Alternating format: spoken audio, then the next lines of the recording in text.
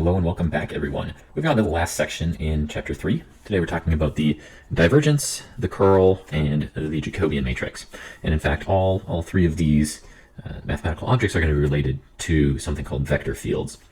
And really, so far, we've been able to avoid specifically talking about vector fields in this course. We were just kind of talking about multidimensional functions in general, right? We could have a function whose inputs, even though the inputs and the outputs could be considered as vectors, we didn't necessarily have to consider the input here, Rn, as a vector, or the output here, Rn, as a vector. And in fact, when it comes to vector fields, it gets a little interesting. We're only going to consider the output as the vector. So consider output as a vector, and in fact it's a vector emanating from the point. Okay, so there's some point that it emanates from, and that point is the point on the input. And we think about the input as truly a point here, not as a vector, right? Input just as a location in n-dimensional space. So if we're thinking about our room that you're sitting in right now, choose a location in your room. There are 3 numbers associated with that location: a forward, backward number, left, right number, and an up, down number. And so that's a point embedded in space, and then you're going to think about the function f, a vector field function f, as taking in that point. So it takes in the point, and then it outputs a vector, and then you take that vector that this function output you, and you just attach it to that point in space. You just put it right in that space in the magnitude and direction that the vector tells you to point it in. So that's what we want to think about with vector fields, and of course what I have here in my definition is exactly what I just kind of described. We do technically require, this is up to interpretation, we do require that the input and the output dimension are the same. Some people won't require that. I actually don't think it's super necessary to require it. It turns out it's useful to think about the input and output dimension as the same for vector fields, especially if you move onwards towards like a differential geometry course where you're talking about tangent spaces, because tangent spaces have to have the same dimension as the ambient manifold. So anyway, this is something that you should eventually think about, is the input and the output for vector fields are supposed to be the same. Not a big deal if you want to think about them as different dimensions for now. But let's talk about how these vector fields are actually used. This is actually one of the more applicable sections in really physics literature, but of course a lot of other applied sciences as well. Here we see meteorological data. And what we have here is, of course, a map of the Earth. And then at each point in the map of the Earth, right, at each point, we have meteorological data that's describing local wind speed. Okay? And the local wind speed, of course, has a magnitude and it has a direction, and the map's been colored in a way so that you can see really where the wind speed is low. So everything in this section, the wind speed is low, and then other locations where the wind speed is high. So in this section down here, the wind speed is quite high. So it looks like the southern hemisphere is pretty heavy winds right now. It seems like the ocean just tends to have stronger winds than on land, for example. But anyway, you can think about, right, every location in space is assigned a vector, and then the vector field it looks truly like a field. And in fact, what I have here is, it looks like a field of wheat, almost. Of course, when I've inverted the colors in the video, it's not going to look quite so much like wheat. But if you invert the colors back to regular colors, this will look like a field of wheat. It is a field of wheat. If you look open the book, it's a field of wheat. And what can you think about with a field of wheat? Well, every wheat stalk or grass stalk, right, it emanates from a point on the Earth, with a specific magnitude, right? It's going to be the height of the grass stalk in a specific direction, and the direction could point differently depending on if anybody has trampled the wheat or if the wind is blowing in a certain way. But yeah, this is really why we call vector fields, because they behave exactly like fields of grasses or wheats, but we often use them to describe a little bit more useful objects like wind speed than necessarily just describing an agricultural field. Although that would be a cool project to see just what sorts of properties as a vector field an actual field of wheat has. So I'm going to provide one more example here before we really get into the nitty-gritty details of how we're interacting with vector fields today. This example is of Maxwell's equations. So Maxwell's equations are these equations of classical electromagnetism. So before you get into quantum mechanics, you'll probably study these first. But they really did, in some sense, actually lead to quantum mechanics within 20, 30 years of their original publishing, because these are kind of the first field equations that we actually have, fields in the sense of vector fields like we've just experienced. And once physicists started thinking about nature in the context or language of fields, they really were able to develop both general special relativity for large-scale objects, but also quantum mechanics for very small-scale objects. So this really did begin kind of the revolution that we've experienced in physics over the last 150 years. And what do these equations say? Well, they say they're in equilibrium. So we're just gonna suppose that at least none of the fields are changing in this process. Like charges could still be moving, but they're moving in a manner which preserves the structure of the fields. And what are our fields? Well, I boldface, just like I boldface other multidimensional functions. I've boldfaced all of the fields here. And so we've got E, which, no surprise, stands for electric field. and B, which, no surprise, stands for magnetic field. Just kidding, of course that stands for magnetic field, and I have no idea why they use a B. But you should get used to that. E for electric field, B for magnetic field. It's probably good etymology for it. And there you see E and B again. These are actually the fields that evolve over time, at least if we were giving ourselves a non-equilibrium system. J is something called the current density. Current, not like it's what's happening presently in time. It's a current in terms of electric current, right? These are the charges, the moving charges, and then a density that represents the moving charges in space.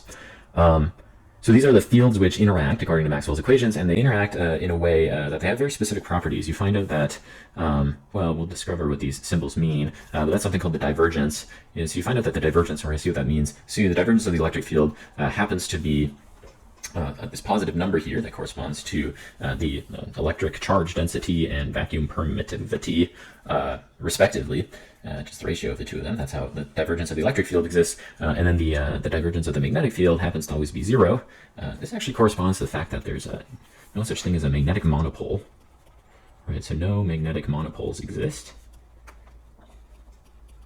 I don't want to get too deep into the physics here because I'm not a physicist, but of course the electron has a charge, right? The electron has a negative charge. And you would call that a negative monopole of an electric field, right? Because there's really no positive charge happening there. It's just a single point with a negative charge associated to it. But you'll never find a magnet that only has a north side without a south side. Every magnet will have both a north and a south side. And that exactly corresponds to kind of this middle statement we have here. And then what else we have, this is, we're going to find out later, that's called the curl. And again, the curl, in fact, the curl of the electric field, according to Maxwell, will be zero. And what that means, at least in equilibrium, and what that means is that, electric field lines, let's say electric field lines will always fall down a gradient. So in other words, that an electric potential exists. I guess that's one way of thinking about what this is saying. And electric potential, which is just a voltage, right? An electric potential exists. So the fact that we can actually measure things called voltages is what this third line corresponds to. And then the final line actually gives an interaction between the magnetic field and current, right? So if you pass a current through a wire, for example, you'll induce a magnetic field. And in fact, the magnetic field will be induced in, like I said, we call this the curl. You'll see why it's called the curl. If you visualize something that, I just used the English word curl for you, what does that mean? It means something is curly. It turns out the magnetic field will curl, it behaves curly around a wire if a charge is moving through the wire. So that's what we see from those four equations, and in fact, here's a nice picture of a wire with a current passing through it. Now, of course, you can't really visualize the electric field lines, but as shown here, we have some iron filings which align themselves according to the magnetic field. And so here's what I was saying about curling. Right? There's some curls here, curling magnetic field. But of course, when you induce this current through a lot of wires, even though the magnetic field is trying to curl around all the wires at once, of course, as these radii get wider and wider, you kind of get just a big, broad, induced magnetic field through the curl of wires. You can induce an area with approximately parallel magnetic field lines, and this is how we, of course, create an electromagnet, because you kind of have this giant, it's mimicking the behavior of a giant north-south magnet here. So that's what you can kind of understand. And of course, when we say field, like you can kind of see the fields here, and these little arrows assigned to every single point in the photo, right? So this truly is a vector field as well. All right, so how are we actually going to interact with these objects? Well, I did talk about I said I would introduce these notions that we saw in Maxwell's equations. And how are we going to introduce these notions? Well, they're actually quite straightforward, at least in Cartesian coordinates, which are the coordinates we know and love. Let's recall these symbols just represent the dot and cross product, respectively.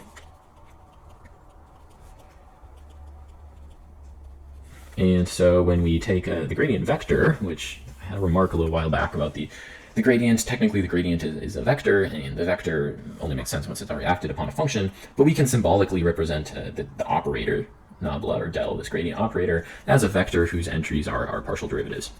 And so now this notation of a vector dot another vector, or a vector cross product another vector, start to make a lot of sense, and we can well define those. So let's start with the first one, which is called the divergence. And the divergence of a vector field is going to get defined as this dot product with the gradient. Now, if you actually go through the work to compute the dot product of the gradient, I'm using some summation notation to make things clear here, or at least concise here. But if I express that all out, this is the sum of all partial derivatives where the ith partial derivative is computed on the ith output of f. So maybe in 3 dimensions, like your easiest setting, if I have a vector field that has 3 entries, f1, f2, f3, the divergence will just be partial x on the first output plus partial y on the second output plus partial z on the third output. And so it's just the fact that the input partial derivative and the output of your vector field should just be the same entry in every case, and then you add all of those together. That's going to be called the divergence. Let's get a couple examples of computing this. This is actually a lot of students' favorite section because these are quite straightforward to compute. Let's compute the divergence of the vector field x squared plus y squared and x plus y. Of course, if I write out my divergence, it's just the dot product with the gradient. And so when I take the dot product of the gradient, I'm just looking straight across. I'm computing that partial derivative. I'm looking straight across, computing that partial derivative. I'm going to add everything together. And so partial x of x squared plus y squared is going to give me 2x. Partial y of x plus y is going to give me 1. And so we say that the divergence of this vector field is 2x plus 1. We can go up to 3 dimensions, compute the divergence of this 3-dimensional vector field, which has outputs cosine xy, sine yz, and e to the xz. If I compute the divergence, it's still just the dot product with this gradient vector, but of course I'm in 3 dimensions now, so I'm still going to read straight across, take a partial derivative in the x direction, a partial derivative in the y direction, and a partial derivative in the z direction of each respective term in my vector field. And when I actually compute those partial derivatives, of course partial x of cosine xy, little chain rule is going to give me negative y sine xy, partial y on sine yz, chain rule again is going to give me z cosine yz, and partial z on e to the xz, one more chain rule is going to give me x e to the xz. So really straightforward on these divergences. Got a 4-dimensional divergence here as well that I'm not going to go through. I hope it is fairly straightforward. What I actually want to talk about with divergence is what the true definition is, because it turns out that divergences have a really important meaning when it comes to vector fields. There's a reason why we compute them. More important than simply Maxwell's equations alone, right? We experience the divergence in a couple of those entries of Maxwell's equations, but it has a meaning in really any vector field. And what is this meaning? Well, you might get a little terrified by what I've got in the middle here. We haven't even done any really intense multivariable integration so far, so we're not going to worry about what this definition is actually saying. We're going to worry about, instead, I can translate what this weird integral is trying to say into some English for you. What is it trying to say? It's saying the divergence is the average awayness of vectors emanating from x. So in other words, the divergence of f in a vector field, the vector field produces these vectors, and all of those vectors are, because it's a vector field, assigned to be pointing away from this point x. And we're asking about, at least in the nearby, right, nearby vectors, nearby to this point x, because there's technically only a single vector at x, but vectors nearby to x, what is the average awayness of those vectors, right, pointing outwards? Or in other words, what is a nice English word for pointing outwards of vectors, things that are pointing apart from each other? We say that they diverge. We're literally talking about divergence of the vectors at a given point. And so what we can say is if the divergence, or the divergence of f, if that's positive, that means we have positive divergence, things are diverging. What that means is that the vectors near a point x are pointing away from each other. Also, if we have a divergence of a vector field and that divergence is negative, it means that the vectors near the point we're looking at are going to point toward each other. So, positive divergence, things are diverging. When you get a negative divergence, you say, okay, they're doing the opposite of diverging, they're converging. So they're getting closer and closer together. Maybe I'll draw a little picture here. They're getting closer together in the negative divergence case. They're getting farther apart in the positive divergence case. And then in the case, and this doesn't happen very often, right, but it could, in the case that the divergence is 0, what does it mean? It means the vectors that are near this point x are going to display an equal amount of toward and away behavior. Now, often that means that they're like kind of behaving parallelly, right? That could happen, but they could be actually pointing in completely opposite directions away from each other like this. Now, it turns out that the vector field may not be differentiable at the point right in the middle there, so you run into a few problems if they're perfectly pointing away from each other. But a common case that's really neither of the two of these, that's closer to the second, would be you can have some rotation in the vector field, right? So maybe it's actually rotating near the point, so you're not parallel, but you're also not getting closer together or farther away. You're simply spinning at the point, and that's going to also have 0 divergence. Now I do have this one sentence, note well, that the divergence cannot tell us anything about the direction the expansion or the contraction is occurring in. It can only tell us the magnitude and the sign of that occurrence. Okay, so divergence is saying things are spreading apart if it's positive, or they're contracting if it's negative. It won't tell us in which direction that's occurring. So you'll need to know a little more information to find those directions. We're not actually going to get into that, finding those. They end up being eigenvalues of the, or eigenvectors of the derivative matrix to find those specific directions, but we don't worry too much about those. We will start to interpret divergences, though. So here I've got a vector field. My vector field is f of x, y is x in the x output and y in the y output. And I'm just going to show you what this vector field looks like. There it is. What would we say about the divergence of this vector field? Even before I compute the divergence, let's just look at the image of the vector field and think to ourselves, are the vectors pointing away from each other, or toward each other, or neither? And hopefully everybody can say these vectors are very much always pointing away from each other. I would hope everybody agrees that they're pointing away from each other. Now, it looks like, towards the top or towards the outside, they look somewhat parallel to each other, but in fact, because of the way that this is color-coded, they are definitely still pointing away from each other, much higher. It just doesn't look like it with the way it's color-coded. In fact, they're pointing away from each other everywhere. And you can tell this if you actually compute the divergence of our function. Compute the divergence is the dot product with the gradient. What would we get if we just read these across, partial x on x and partial y on y? These are both going to be 1. You find that the divergence is always equal to 2. And so you get this constant divergence in this particular vector field, which is, basically jives with our intuition of thinking that divergence should say everything points away from each other. You can also compute it in this second case. We have negative y as our first output and x as our second output. If now I graph that vector field, we see the following. And now our vector field is perfectly rotational. And in something that's perfectly rotational, we start to ask ourselves, well, let's look at some vectors here. This one to that one, maybe this one to this one, maybe this one and this one. How are these vectors? Are they pointing away from each other? Are they pointing toward each other? They're pointing neither, right? Every vector, more or less, stays parallel to its neighbors. And so we expect the divergence here. Hopefully we'll find out that the divergence is 0. Right? Everything should be parallel in our case here. And let's actually compute it. Well, the divergence is the dot product of the gradient. Here's my gradient. There's the dot product. I'm going to take partial x of negative y, which of course is 0. Partial y of x, which of course is 0. And yes, my gradient gives me 0. And so it's telling me immediately that this vector field, none of my vectors should really be pointing away from each other or toward each other. Either I have purely rotational motion or purely parallel motion, at least very locally parallel. Then finally, I do have kind of this very last function, h, which the first output is x squared plus y squared, and the second one is x squared minus y squared. And in fact, this vector field, if I plot it, I've chosen something a little bit more non-trivial here. We should be able to start to see that there's going to be locations of positive divergence, locations of negative divergence, locations of 0 divergence, a little bit of everything here because my vector field is a little more complicated. So let's just point out here, maybe if I look at these 3 vectors, right, kind of in this region, we see those vectors are coming together. Vectors are coming together. So we expect positive divergence, or so we expect negative divergence here. Maybe I can find a different location, right? Maybe I can look at these vectors. These vectors look like they're pulling apart from each other ever so slightly, especially if I kind of trace them out a little bit more. They start to pull apart. We got some vectors pulling apart.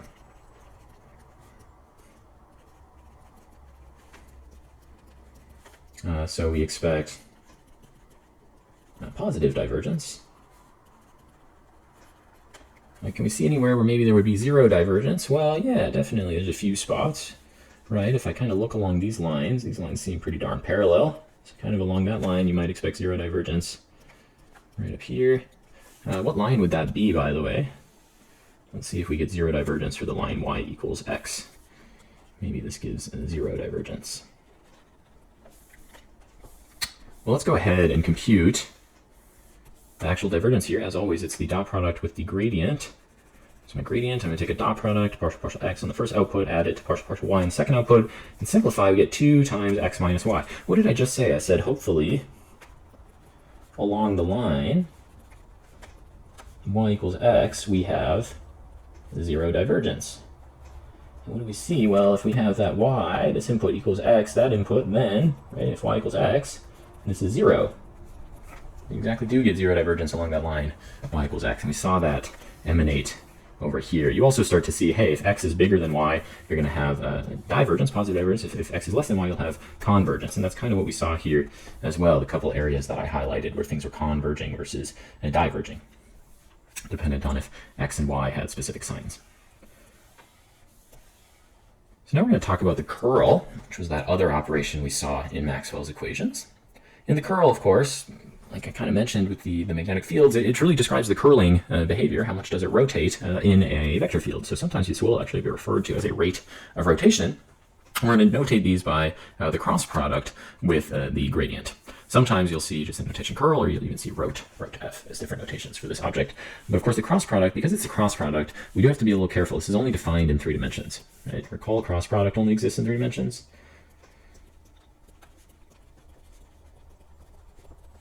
So since the cross product only exists in 3D, so does the curl.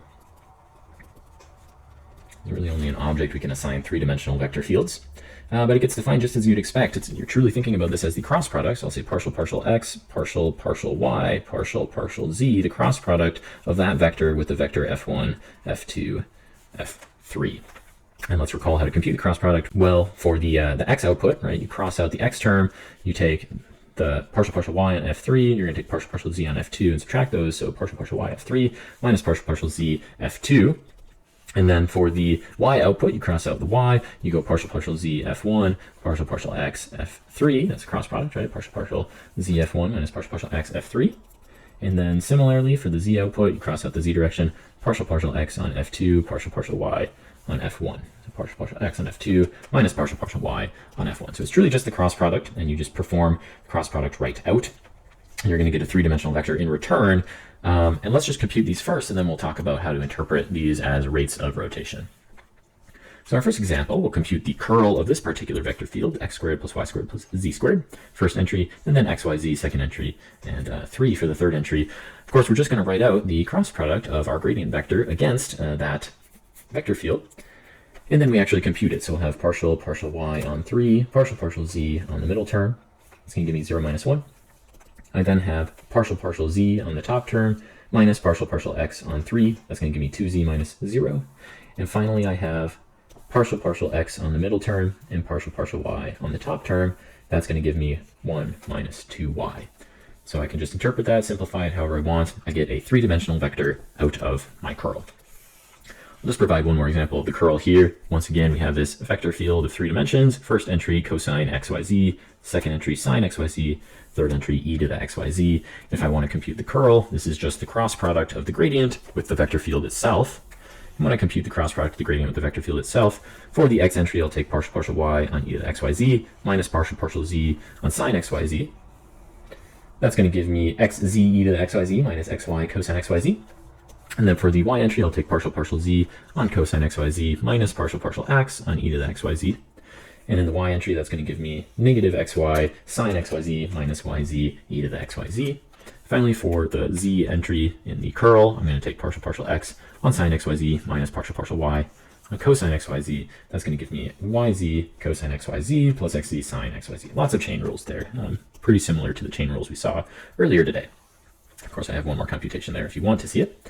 But just as with the divergence, let's talk about the true definition of the curl and what we're actually trying to quantify here.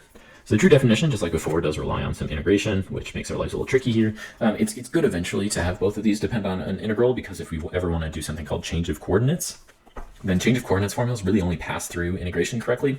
So you're able to actually extract the change of coordinates formula for both the divergence and the curl by interpreting them as integrals. We're not going to see that until basically the very last section of the book. But that is why it's useful to define both of these as integrals. It kind of makes them a little bit more coordinate free. It's the term we use, so these don't depend on coordinates necessarily, which makes sense if visually you can determine where divergence should be positive or where curl should have specific magnitude and direction. So what do each of these actually compute, these integrals? Well, of course, it's a 3-dimensional vector, so there's an x component, a y component, and a z component. And you can see that reflected actually in these subscripts of those gamma terms that I have here. What gets computed for the x component is really the average counterclockwise-ness as observed from the positive x direction of vectors around the point xyz, which is the input. So you can imagine you have some point that you have vectors from my vector field nearby. And let's just say that these vectors are doing something like that. Of course, I'm not in 3D, so it doesn't really make that much sense. Suppose my vector fields just have vectors nearby. What I do is I observe, in this case, from the positive x direction. So here's my little eyeball observing that vector field at that point from the positive x direction. Now I'm asking, what is the counterclockwise-ness? So that's kind of like this rotational aspect as observed from that positive x direction. And that's what gets computed according to the integral above. Now you can imagine, what if I don't want to look from the positive x direction anymore, and now I want to look from maybe the positive y direction? Can I do that and get an average counterclockwise-ness? Well, certainly I can. So if my y direction is back here, for example, or maybe my y direction is behind the dot there, and now I'm asking, what is the counterclockwise-ness as observed from that positive y direction? That, of course, has a value. There's some rate of rotation associated to that point. And then I can repeat this with the z direction. So like now if I'm looking at the point from above, right, if I'm looking at the point I care about from above, let's say here's my point and some vectors. What is the average? So above, maybe it's that way, right? The average counterclockwise-ness as seen from above. And so that's what the three entries describe. They describe specific clockwise-ness rotation rates. And then, all combined, what do we think then? Combined because, you're basically adding rotations in three orthogonal directions to each other. What we get combined is the direction, which happens according to the right-hand rule as long as you're working with right-hand oriented axes. And actually, this is where the positive x, positive y, and positive z directions take a role. If you have right-hand oriented rule axes, then once you compute this, it computes the direction that a propeller would orient itself, and the magnitude, which will correspond to the rate at which the propeller would rotate if we embedded that propeller in three-dimensional space, and that three-dimensional space was affected by the fluid motion of the vector field. So think about just taking a little propeller here and embedding it. It's got a propeller shaft on it, and you embed it in this three-dimensional vector field. The question is, if I force this propeller to be embedded in the vector field, at that point, how fast is it going to spin, and in which direction will the axle point? So there's my lovely picture of a propeller with a nice axle. Imagine throwing that into the ocean, fixing the tip at a point, and then allowing it to rotate. The axle is going to point in a direction, and then the rate of the rotation will be given a magnitude. So now that we have this interpretation of the curl, we can kind of visually interpret curls. We'll go through some examples with our first vector field being y, negative x, and 0. If I actually plot this as a three-dimensional vector field, we see the following. And of course, 3 dimensions on this 2-dimensional computer screen is not so easy to see. Hopefully everyone can tell this is basically not quite a tornado because it doesn't expand up above, but definitely some sort of, there's this rotational motion everywhere, like at every height along this vector field. And so you can imagine if I embedded my little propeller here, right in the middle, then the propeller will actually, the axle of the propeller will start to point straight up, right? Because the axle of the propeller always points perpendicular to the rotational motion. So my axle is going to point straight up, and it's going to have some magnitude which corresponds to its rate that it's spinning at. Well, let's actually see that happen. Hopefully it points straight up. We're going to compute the curl of this vector field, and the curl hasn't changed. It's just the cross product with the gradient vector. And when I take the cross product with the gradient vector, for my x entry, we'll have partial y on 0, partial z on x. X entry is going to be 0. For the y entry, we'll have partial z on negative y, partial x on 0. So the y entry is going to be 0. For the z entry, we're going to have partial x on x and minus partial y on negative y. We're going to have positive 1 minus negative 1, also known as 2. And what is this vector 0, 0, 2? Yes, indeed, that is the vector which points straight up in the z direction, just like I claimed the propeller's axle would point. And so the curl exactly describes that direction perpendicular to the rotational place of the vector field, and then the magnitude, in this case 2, is just kind of describing that rate of rotation, like how fast would the propeller spin if it were embedded in the vector field. Of course, if you have a stronger vector field with stronger winds, that magnitude will increase. Here's another vector field that we can ask questions about the curl for. My vector field is x, y, z. And we can just go ahead and compute the curl as the cross product with the gradient vector. I'm going to get for my x component partial z on y, partial y on z, and which is going to give me 0. For the y component, we're going to do partial z on x minus partial x on z, which gives me 0. And for the z component, we'll do partial x on y minus partial y on x. That will also give me 0. That's saying that my rotation, right, I have really no rate of rotation, or no curl anywhere in the vector field. And let's see if we look at the vector field, if that jives with intuition. Yeah, certainly. It kind of looks like everything is spreading out from the center. If I dropped a propeller in here, these arrows aren't going to push the propeller around at all. It just can't happen. There's no rotation happening in that vector field. So the speed at which the propeller would rotate is 0. So it doesn't matter which direction the axle points in, right? Because if the speed at which it rotates is 0, then the vector that you get, which is scaled by that speed, is just going to be 0.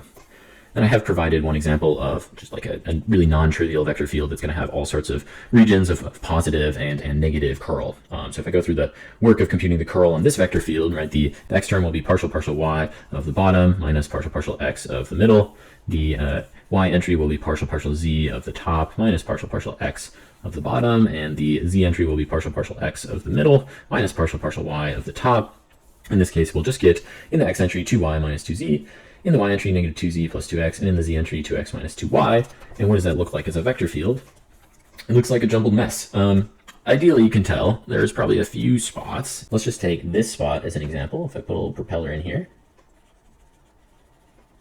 then which direction would its axle point in? Well, it kind of looks to me that the axle would kind of point out in this direction there, right? Because the propeller looks like the propeller may rotate in that direction more or less. So this will have non-zero curl for a majority of locations. And you can kind of tell that there as long as x is not equal to y and is not equal to z, right? So you just want kind of this situation. As long as one of them is not equal to exactly the two others, you will have some positive curl here. But it's pretty hard to fully dissect just looking at the vector field where things are going to change from a non-zero curl to a zero curl. But most vector fields should have at least a little bit of rotation, right? The way that we experience wind, for example, there should always be some sort of rotation. So hopefully that's enough to understand divergence and curl. We do have one tiny little topic to cover at the end, just because the name gets thrown around in like physics courses or PDEs. This name is the Jacobian matrix, and in fact the Jacobian determinant as well. So what are these objects? They're just a restatement of the multidimensional derivative. This is a restatement of multidimensional derivative, specifically ascribed to vector fields. So as I said, vector fields are kind of like 90% of the language of physics. And so because of that, the calculus associated vector fields, which is called vector calculus, if you ever see courses called vector calculus, it's just a special case of multidimensional calculus, but it is kind of the best calculus for physics. Physics uses vector fields all the time, and so the derivative, the multidimensional derivative, the one that we've been working with this whole semester now, with specific to vector fields, is just called the Jacobian matrix, right? Because if you have this multidimensional function f, which maps Rn to Rn, and you ascribe it the notion of a vector field, then you know that the derivative of this function, df, is going to be a map from Rn now to matrices, right? So matrices which are n by n matrices as the output, and so that's why we call it the Jacobian matrix. But you can see it exactly mimics. It's no different than the derivative we've already experienced, and that's why you often call it df or even gradient f for vector fields. It just has a new name. The new name is Jacobian matrix. Now, the Jacobian determinant will become a little important for us when we do things like changing coordinate systems. Jacobian determinant, of course, will just be the determinant of that Jacobian matrix that you just saw. But nothing is new with the Jacobian matrix. It's just the same as the derivative we've been taking this whole semester. It has a new name. Now, I do have this remark. People say the name Jacobian, and they'll sometimes be referring to the matrix. They'll sometimes be referring to the determinant, and you won't know until you ask or you read context clues. It's just an annoying part of mathematics. People will say Jacobian, and they'll mean one of the two of them, but they won't tell you.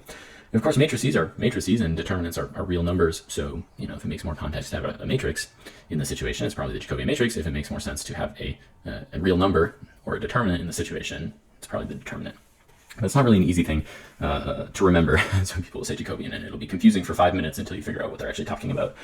Anyway, I have one example of the Jacobian matrix and determinant of a vector field. Nothing has changed from our multidimensional derivatives, so I'm just going to take a derivative of this multidimensional function, but I'm ascribing it the notion of vector field. Derivatives are the same as they've always been. How would I take df of x, y, and z? Well, you would go partial x on f, and then partial y on f, partial z on f, and here I've translated f to all three locations, right? F is a 3 by 1 column vector. And so when I have a 3 by 1 column vector in a 1 by 3 matrix, you just end up with a 3 by 3 matrix, all said and done. Of course, I'm just passing my partial derivatives to each entry of these column vectors to actually compute that matrix. And then the Jacobian determinant is, of course, the determinant of the Jacobian matrix. So I'm going to go ahead and compute the Jacobian determinant here. I'm going to use this nice formula from 3 by 3 determinants, where I'm just going to write down a copy of my matrix. And then I'm going to draw downward diagonal lines. And for all the downward diagonal lines here, those are all going to be ascribed a plus sign. And for all the upward diagonal lines, they're all going to be ascribed a minus sign. And then you just add all of the pluses to all the minuses to get your answer, which in this case happens to be 2x cubed minus y cubed plus z cubed plus 6xyz.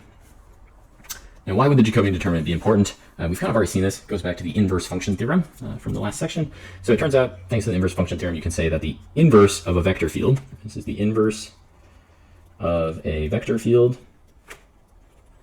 In other words, is every vector unique enough that you can find precisely its location just knowing the entries in the vector field itself? So does the inverse exist of a vector field? That's going to be true so long as the determinant of the Jacobian, also known as the Jacobian determinant, is not equal to 0. Technically everywhere if you want to inverse everywhere. But at least locally in places, the Jacobian determinant is non-zero. Anyway, that's going to conclude the chapter on applications of the differential calculus. We're moving on to a new chapter. We're going to learn about differential forms and get us set up for integration eventually. See you then. Bye.